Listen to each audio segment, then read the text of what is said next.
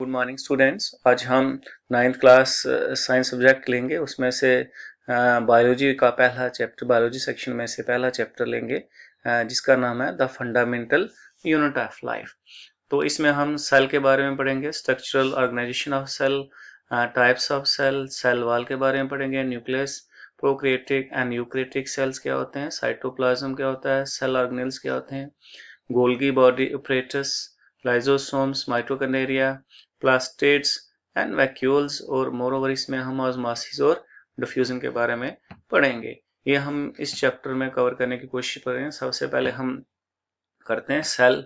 Cell क्या है, cell के बारे में थोड़ी सी नॉलेज लेते हैं। तो सेल क्या है? तो cell is the fundamental unit of life. Cell जो है फंडामेंटल यूनिट ऑफ लाइफ है। Cell is the structural and functional unit of life है। It is known as structural and functional unit of life. क्यों कहते हैं? Because whole body is made up of, क्योंकि सारी body जो किससे, cell से बनी है। It is known as fundamental unit of life because all functions regulate inside the sales के अंदर सारे फंक्शन जो होते हैं। ये डायग्राम है आपकी सेल की पूरी, ये इसके डिफरेंट पार्ट्स के नाम हैं जो इसमें हम आगे स्टेप 1 बाय 1 करते जाएंगे। आगे जब करेंगे आपको समझ आती जाएगी। पहले टाइप्स ऑफ सेल। सेल जो होते हैं दो टाइप्स के हैं, एक यूनिसेलुलर और मल्टी सेलुलर। यूनिसेलुलर हो गया, some organisms are constituted by single cell, एक सेल से बने होते हैं। दीज जो ऑर्गेनिज्म को हम क्या बोलते हैं, यूनिसेलुलर। जैसे अमेबा हो गया, पैरामीशियम हो गया, ये सिंगल सेल से बने इसलिए उनको हम यूनिसेलुलर बोलते हैं। ये मैं अमीबा की डायग्राम है, ये पैरा। अब आगे हम पढ़ेंगे multicellular. Some organisms are constituted by many cells. कुछ सेल्स, बहुत ज्यादा सेल से ऑर्गेनिज्म बने होते हैं। They are called multicellular organisms. तो जैसे ह्यूमन भी, हम भी मल्टी सेलुलर ऑर्गेनिज्म से सेल से बने हुए हैं। अब cell divided into two categories में सेल को बांटा गया, प्रोकैरियोटिक एंड यूकैरियोटिक। प्रोकैरियोटिक होता है, इसमें जो nucleus are not present, nucleus नहीं होती इनमें, सिंपल स्ट्रक्चर होता है। इट कंटेन सिंगल, इनमें सिंगल क्रोमोसोम्स होता है। न्यूक्लियस एब्सेंट होती है। साइज ऑफ द सेल जो है इज जनरली स्मॉल होता है, 1 to 10 माइक्रोमीटर के बाद। लेकिन यूकैरियोटिक जो है, यूकैरियोटिक में इसमें वेल डिफाइंड न्यूक्लियस होती है, कम्प्लेक्स स्ट्रक्चर होता है, कंटेन्स मोर देन 1 क्रोमोसोम्स में होते हैं।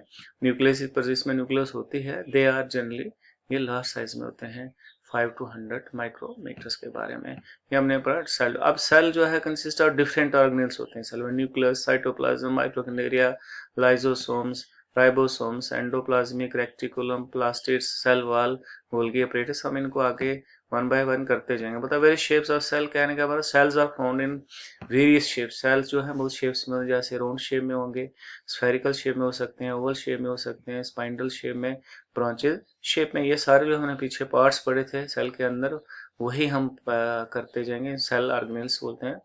पहले, सबसे पहले हम पढ़ेंगे न्यूक्लियस। न्यूक्लियस जो होती है सेल के अंदर, तो it is a very important organelles of the cell का होता है। It is as it regulates all activities, जितनी भी सेल की एक्टिविटीज हैं वो न्यूक्लियस द्वारा होती हैं। अब हाँ, न्यूक्लियस ये जो है था, ये भी पार्ट होता है nucleus. It is known as factory और राइबोसोम्स होते हैं इसमें। इट हेल्प्स इन प्रोटीन, ये बॉडी के अंदर प्रोटीन को बनने में सहायता करता है। अब हो गया क्रोमोसोम्स।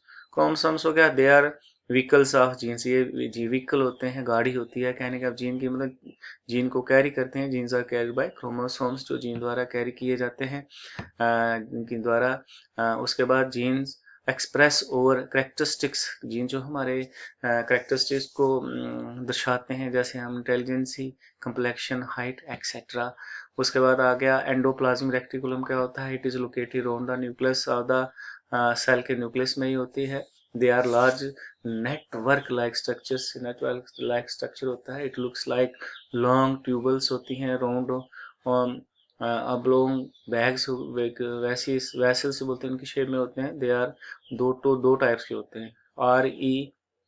आर कहने के बाद rough endoplasmic reticulum and smooth endoplasmic reticulum. इनका मैन फंक्शन क्या है? The main function of endoplasmic reticulum क्या होता है? डिटॉक्सिफिकेशन ऑफ पॉइजनस जो मटेरियल हम होते हैं उनको डिटॉक्सिफाई करते हैं, एक्सचेंज ऑफ मटेरियल करते हैं। Functions R E R and R E R क्या होता है? It is protein and they are manufacture proteins को बनाते हैं।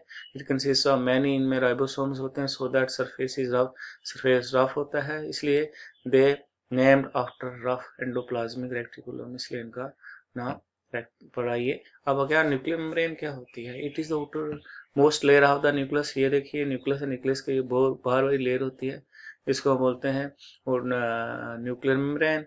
It helps in exchange of material को एक्सचेंज करने में सेल के अंदर सहायता करती है। इट कंटेंट्स, इसमें क्रोमोसोम्स होते हैं। अब आ गया गोल्गी अपरेटिस क्या होता है। कमेलो गोल्गी एक फेमस बायोलॉजिस्ट था and scientist, recognise the Golgi body. उसने बताई कि इन्हें बॉडी में नर्व सेल में होती है ये। They are located in nerve cell as well, nerve cell में भी और साथ in every part of cell में होती है। दे आर इन पैरेलल वे में होते हैं। It consist of system of membrane bound vessels arrange approximately parallel to, ये पैरेलली टू जिसको हम स्टैक्स कॉल्ड कहते हैं मिस्टर्स। ये देखिए पैरेलल है ऑलमोस्ट ये सारे, इसमें पैरेलल्स होती हैं। इनका फंक्शन क्या है गोल्गी बॉडी का?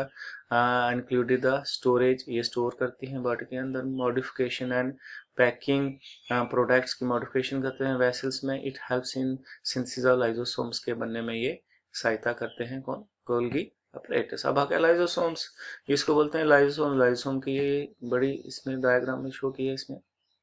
It is the outermost layer of nucleus की outermost लेयर होती है। It helps in exchange of material को करती है सहायता। इसमें क्रोमोसोम्स होते हैं। अब अगर माइटोकॉन्ड्रिया, ये बहुत इंपॉर्टेंट होता है। It is known as the power house of the cell, ये सेल का पावर हाउस इसको कहा जाता है। It helps in the production of ATP, ATP की प्रोडक्शन में सहायता करता है। एटीपी क्या हो गया? Adenosine triphosphate. Mitochondria have two membranes, इसकी टू मेम्ब्रेन्स होती हैं। Covering in covering which outer membrane is porous, outer membrane porous होती है नेचर में, वाइल जो इनर मेम्ब्रेन होती है डीपली फोल्डेड होती है। जैसे ये डायग्राम में देखिए दिया गया है, ये इनर मेम्ब्रेन है, ये आउटर मेम्ब्रेन है। उसके बाद बोलता है it is A double membrane structure होता है आउटर मेम्ब्रेन पोर्स होता है, इनर जो है वो डीपली फोल्डेड होती है to create large surface area create करने के लिए, फॉर एटीपी के लिए जनरेशन केमिकल रिएक्शंस को कराने में। उसके बाद इसका एटीपी का डीनो ट्राइफॉस्फेट होता है in the energy currency of cell की एनर्जी करेंसी होती है। इट यूज्ड फॉर किसके लिए होता है? रैंकिंग न्यू केमिकल कंपाउंड्स बनाने में ये सहायता करता है। फॉर मैकेनिकल वर्क को करने में ये सहायता करता है। ये माइटोकॉन्ड्रिया की पूरी डायग्राम है, देखिए आप, इसको बोलते हैं power house of the cell. अब हम पढ़ेंगे प्लास्टिड्स क्या। प्लास्टिड्स जो मोस्टली ये प्लांट सेल में होते हैं। दे आर दो टाइप्स के होते हैं। क्लोरोप्लास्ट कलर्ड पिग प्लास्टिड होते हैं, जिनको लिकोप्लास्ट हो गया कलरलेस व्हाइट प्लास्टिड्स होते हैं। प्लास्टिड्स विद क्लोरोफिल जिनमें होती है pigment are called as chloroplast. They are green, ये ग्रीन होते हैं। Red yellow and brown shape में होते हैं, जैसे ये देखिए डायग्राम में बताया गया है। तो depending upon the types of pigment पर निर्भर करता है ये।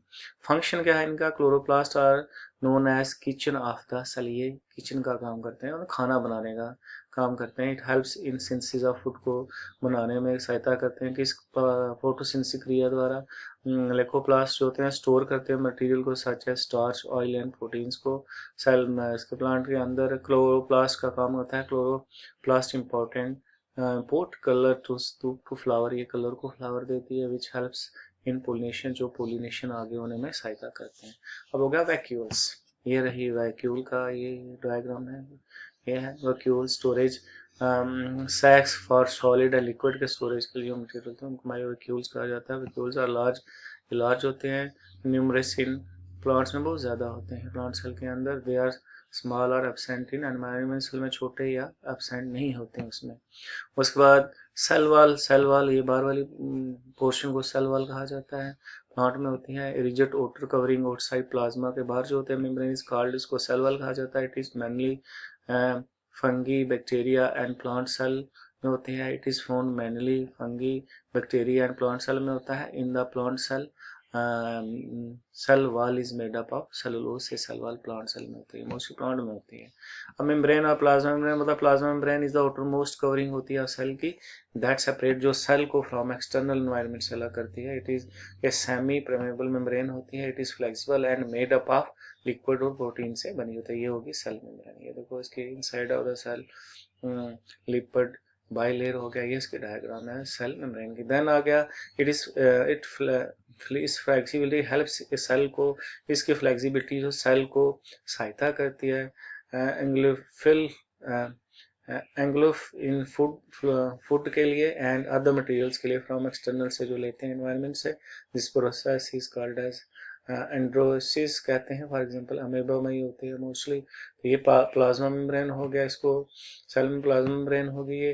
अब आ गया डिफ्यूजन। डिफ्यूजन क्या होता है? The movement of substance from a region of high concentration और मूवमेंट ऑफ सब्सटेंसेस की हाई कंसंट्रेशन से उस लो कंसंट्रेशन रीजन की तरफ होता है, उसको हम डिफ्यूजन। हाई कंसंट्रेशन इसमें तो लो कंसंट्रेशन की तरफ ये डिफ्यूज कर जाते हैं substances. It plays important role in gases exchange को करने में सहायता करता है between cell as well as the cell.